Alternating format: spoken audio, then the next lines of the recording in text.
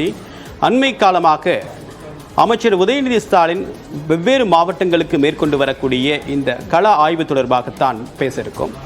அமைச்சர் உதயநிதி ஸ்டாலினுடைய மதுரை, சிவகங்கை மாவட்டங்களில் அண்மையில் மேற்கொண்டிருக்கக்கூடிய இந்த பயணம் அப்படின்றது கவனத்தை பெற்றிருக்கு. இந்த பயணத்திற்கு முன்னதாகவே சென்னையில் பருவமழை காலங்களை முன்னிறுத்தி மேற்கொள்ளப்பட்டிருக்கக்கூடிய நடவடிக்கை என்ன, மழைநீர் வடிகால் என்ன மாதிரியான நடவடிக்கை எடுக்கப்பட்டிருக்கு, கடந்த வருஷம் மழைநீர் தேங்கிய இடங்களில் இது போன்ற நடவடிக்கை மேற்கொள்ளப்பட்டிருக்கு அப்படின்ற விஷயங்களை ஒருமுறை முதல் ஆய்வுக் கூட்டம் நடத்தப்பட்டு அதற்கு பிறகும் இரண்டாவது ஆய்வுக் கூட்டமும் ஒரு ஃபாலோ அப்பும் நடந்துச்சு. அப்போ வெவ்வேறு விஷயங்களை சுட்டிக்காட்டி அமைச்சர் உதயநிதி ஸ்டாலின் பேசினது கவனத்தை பெற்றது.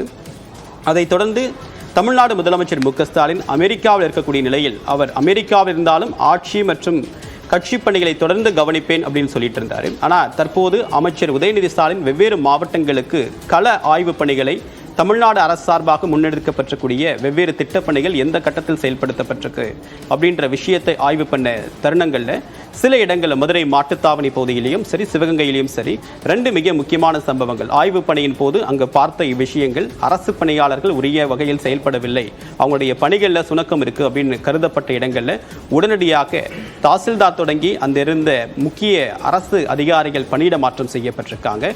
வெவ்வேறு துறைகளில் ஒரு பக்கம் வருவாய்த்துறை, இன்னொரு பக்கம் ஆதிராவிடர் நலத்துறை, ஆதிராவிடர் மாணவர்கள் தங்கக்கூடிய விடுதிகளில் உணவு சரியாக வழங்கப்படவில்லை அப்படின்ற ஒரு குற்றச்சாட்டு. இந்த மாதிரியான விஷயங்கள் மதுரையில் 4 அதிகாரிகள் அரசு பணியிட மாற்றம் செய்யப்பட்டிருக்காங்க.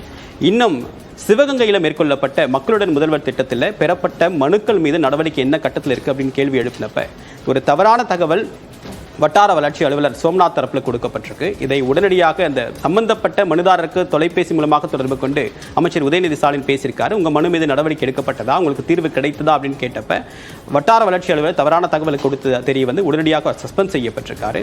இந்த மாதிரி அமைச்சர் உதயநிதி ஸ்டாலின் மேற்கொள்ளக்கூடிய பயணங்கள் அப்படின்றது கவனத்தை பெற்றிருக்கு. அங்கு அரசு அலுவலர்கள் அதில் சுணக்கம் காட்டினாங்க அப்படின்னா அங்கு மேற்கொள்ளப்படக்கூடிய நடவடிக்கை அப்படின்றது கவனத்தை பெற்றிருக்கு. இதன் மூலமாக அந்த முக்கியத்துவம் எந்த அளவுக்கு அதிகரிச்சிருக்கு அப்படின்னு நம்மால் புரிந்து கொள்ள முடியும். செப்டம்பர் 17க்கு பிறகு தமிழ்நாடு முதலமைச்சர் மு க ஸ்டாலின் சென்னை திரும்பியது மாற்றம் இருக்குமா அப்படின்ற ஒரு கேள்வி எழுப்பினப்ப, அமைச்சரவையில் மாற்றம் இருக்குமா அப்படின்ற ஒரு கேள்வி எழுப்பினப்ப மாற்றம் ஒன்றே மாறாதது அப்படின்ற ஒரு சூசகமான ஒரு பதிலையும் சொல்லிட்டு போனார்.